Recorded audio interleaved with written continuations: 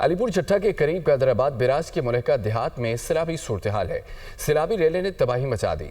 लोगों की हजारों एकड़ पर मुहित फसलें तबाह हो गईं। फिश फार्म सैलाबी रेलों में बह गए। मजीद बता रहे हैं नुमाइंदे मुजम्मिल सनाउल्लाह बलोच। मुजम्मिल, बताइएगा तफसीलात क्या हैं? जी बिल्कुल, इस वक्त मौजूद हूँ कादराबाद बैराज पर, और कादराबाद बैराज के इर्द गिर्द अगर ओवरऑल सैलाबी सूरत हाल की बात की जाए तो इससे मुल्हका जो तमाम देहात हैं ज़ेर आब हैं, और यहाँ पर सैलाब की जो तबाहकारियाँ हैं उनका सिलसिला जारी है। यहाँ पर जो सबसे ज़्यादा नुकसान हुआ है वो फ़िश फार्मर का हुआ है, क्योंकि सैलाबी रेले से यहाँ के जितने जो फ़िश फार्मर हैं उनकी जो फ़िश है इस सैलाबी रेले की नज़र हो गया है। यहाँ पर लोगों के कई हज़ार एकड़ पर जो मुहित फ़िश फार्म थे वो इस सैलाबी रेले में बह गए हैं। यहाँ पर जो दूसरा बड़ा नुकसान हुआ है वो किसानों का हुआ है, क्योंकि यहाँ पर जो किसानों पर इस सैलाबी रेले ने जो 10,77,000 क्यूसेक का यहाँ से गुजरा था उसने दोहरा वार किया है।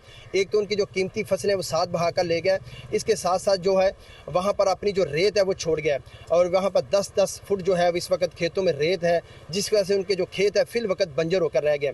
हमारी जब इलाका मकीनों से बात हुई तो उनका ये कहना था कि 2014 में जो फ्लड आया था तो उसकी वजह से जो खेत यहाँ पर बंजर हो गए थे, उनकी जो मिट्टी अभी चंद अरसा पहले उन्होंने निकाली थी और ये जो खेत है आबाद हुए थे।